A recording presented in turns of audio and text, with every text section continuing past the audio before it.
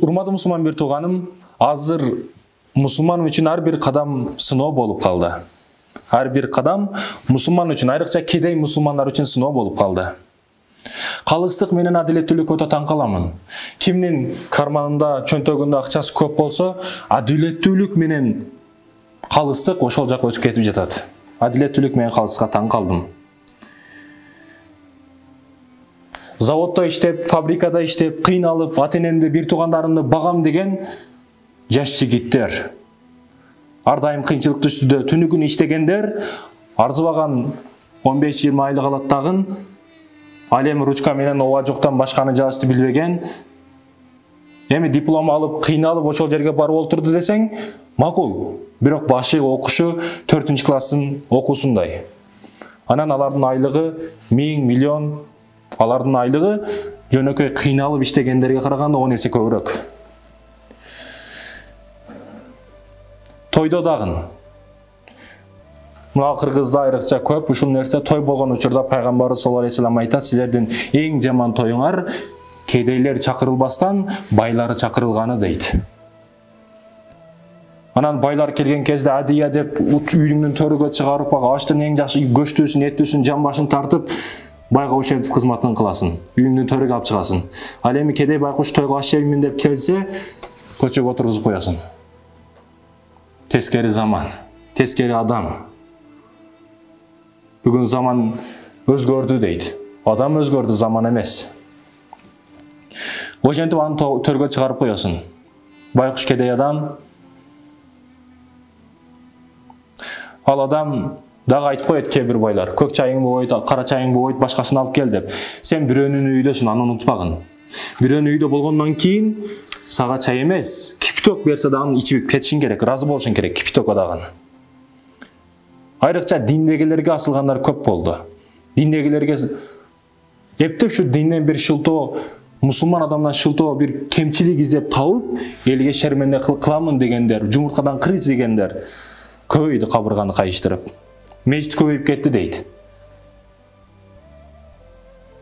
Үй көбөйүп кетти, дараткана көбөйүп кетти. Сен бири особняк 2 этаж үй саласың, экинчи этажыңа бир айда бир чыксаң чыгасың, чыкпайсың болбосо. Үй көбөйүп кетти. Денесин саткан жерлер көбөйүп кетти, түнкү клуб көбөйүп кетти. Шайтандын үйлөрү көбөйүп кетти деп эч ким айткан жок. Бирок мечит Аллахтын үйү, ар дайым адеп ахлыкка, чоңдорду урмат кылууга, кишинин иззатты кылууга, ар дайым адеп ахлыкка чакыра турган жерди бүгүн көбөйүп кетти деп мечитке каршы чыккандар жок эмес. Урматтуу мусулман бир тууган, мечиттин бир гана өзгөчөлүгү сага сабак болсун: мечитке ар дайым көпчүгүңдү жууп тазалап кир дейт. Кайсыл үй, кайсыл түнкү клуб, кайсыл жериңе көпчүгүңдү таза жууп кир дейт. Катбайсам кечиресиздер, бирок ошондой.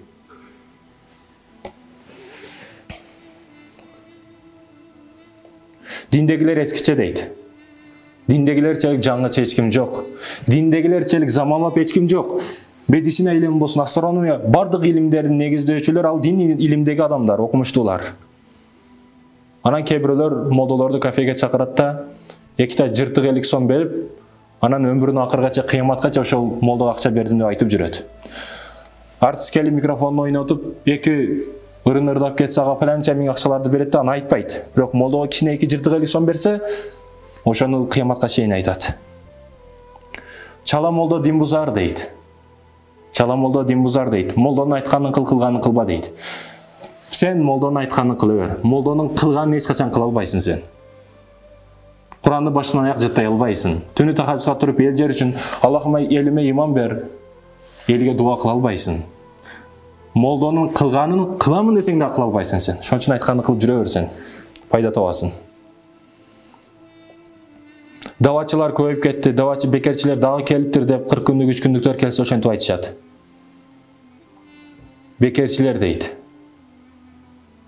Ошо айтып жаткан адам өзү негизи бекерчи ал. Бекерчилердин шайлоосу болуп калса, ал президент болуп калат негизи. Анан давачыларга андай дейт. Менмин деген бандиттериң, менмин деген көчөдө жүргөндөрүң, менмин деген адашып жүргөндөрүң ошол даваттын аркасынан иманга, исламга келди, иманга келди. Андай дебеш керек. Хиджапчан, жолукчандарды көрүшүп, ушуларды кара арапташып кетти, арап болуп кетти, башка болуп кетти. Кыргыздын нукура оймо чиймеси бар, шөкүлө башкасын кийсе болбойбу дейт. Өзү болсо кытайский джинса кийип алган. Американын жемпирин кийип алган. Каяктагы бир кийимдерди кийип алган, Индиянын кийимдерин кийип алгандагын анан кыргыздарга, жолукчандарга ушундай дейт. Аны кытайлашып кетти, башка болуп кетти деп эч ким айткан жок. Бирок ушул диндеги жолукка асылбаш керек. Өзүң каяктагы бир мини юбканы кийип алып, анан жолукчан эжелерге эже карындашырга асыласыңбы? Ойногону башка нерсе тап сен. Ойношкону башка бир нерсе тап сен. Сакалчанды кара дейт. Муну сакалынын асты кир болсо керек, башка болсо керек деп сакалдан кемчилик издегендер көп. Бирок урматтуу мусулман бир тууган, ал сакалды ичте канча периште барлыгын сен билбейсиң. Канча периште ойноп жүргөнүн билбейсиң сен. Анан келип сакалчандар андай экен, мындай экен дейсиң. Америкалык артист, орусиялык бир артист сакал коюп бир жаман иштерди кылып жүрөт, ага унчукпайсың дагы бир сакалчан мусулман келип сакал коюп бир жаман иш кылып койсо, ошону түбөлүк айтып жүрөсүң ар кимге. Шайтандын даватчысы, жардамчысы болуп каласың. Урматтуу мусулман бир тууган, бейиш эненин таманнасында дейбиз. Бирок ал кандай эне? Өзү төшүн көрсөтүп жүрсө, жоон санын көрсөтүп жүрсө, балага деп бакылак тарбияны бере албай жаткан болсо. Бүгүн мен төрөдүм баламды, сен төрөп койдуң. Сен бирди төрөсөң, ит дагы бир төрөгөндө 7-8 төрөп салат. Тууп салат ал ит.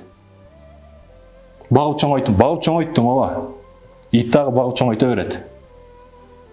Бирок урматтуу мусулман бир тууган, ата-эненин эң жакшы балага берген нерсеси бул тарбиясы. Тарбиядан артык эч нерсе жок. Сен тарбияга берген тарбияңа карап, тепкичтеп, эгиздеп, даражалуу болуп кете бересиң. Бейиш эненин таманнасында, бирок ал кандай эне? Бейиш эненин таманнасында не аборт кылып, баласын мусорго, даратканага таштап кете жаткан энелердин таманнасында бейиш. Байкуш нариселерди жок кылып, өлтүрүп жаткан энелердин таманнасында бейиш. Күнөө ишти кылып алып, күнөөдөн кийин сооп кылыштын ордуна кайраларды жок кылып жаткан энелердин таманнасында бейиш.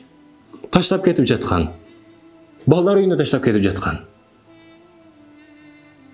Бага албаймын деп, ар жерге таштап кетип жаткан энелердин таманнасында бейиш. Жок. Жок, урматтуу мусулман бир тууган. Ар бир эне ойлоnuş керек. Ойлонуп көрчү. Сен бүгүн айта аласыңбы? Менин таманымда асыда бейиш деп сен өзүңдү татыктуу сезесиңби ошого? Бейиш эненин таманнасында, бирок ал кандай эне?